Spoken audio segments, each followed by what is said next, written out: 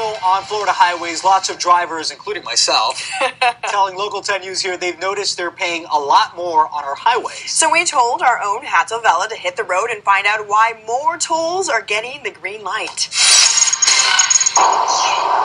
You've seen them.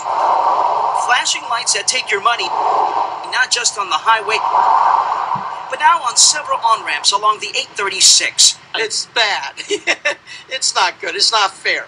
It's been months since open road tolling went into effect along the busy highway, but the outrage doesn't seem to go away. I can't afford to drive the 836. It's a luxury to drive the 836 anymore. Carlos Garcia is well known at the Miami-Dade Expressway Authority, the body that regulates tolls in the county. His organization, RollbackTolls.com, has been fighting against what they say has become a heavy financial burden on drivers who use all 5 expressways operated and maintained by MDX. Now you have to pay actually 2 toll points. He says a round trip from I-95 to the Turnpike was $250. After the increase, it's $420, which is almost twice as much. But MDX says only 8% of commuters take that round trip. Why you pay also depends on where you live. Garcia says if you get on the on-ramp here on 87th Avenue, you're likely to pay significantly more. For residents in Fontainebleau or Doral, a round trip from 87th Avenue to downtown used to be $1. With all the new toll points, it's over $3. That's a 300% increase.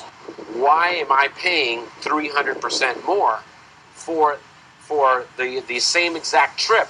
Garcia says MDX should have kept the same rates and divided those amongst all tolling points. The motion passes 7-6. Increase in tolls passed by 1 vote. And critics of the board say one of the deciding votes came from longtime board member Robert Holland, who was on the phone during that crucial vote.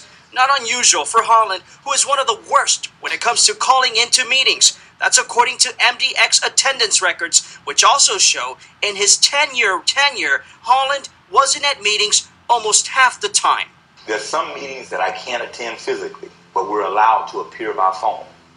And most of the meetings, if I'm not there physically, I do appear by phone. Turns out the majority of board members with the worst attendance records voted to increase your tolls. It's easy to say, no, I don't want tolls. No. Everybody can say no. I can say no. But how do we solve the problems? Chairwoman Maritza Gutierrez was quick to remind us MDX has not increased tolls in 9 years. The concern is we either do it all now, we construct all now, or we wait and it takes 5 or 10 more years to construct it all. The new system, they say, ensures that you pay for the segment of the road you use. The longer you're on it, the more you pay.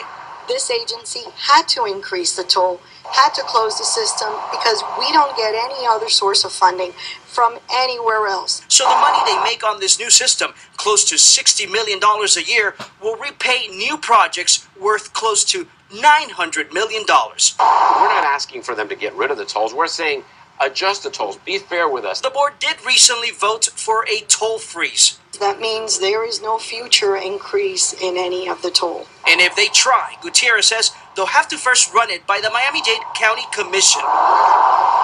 In Miami, Hatzo Vela, Local 10 News. We want to point out here that MDX board members are appointed by the Miami-Dade County Commission and the governor. They are not paid positions.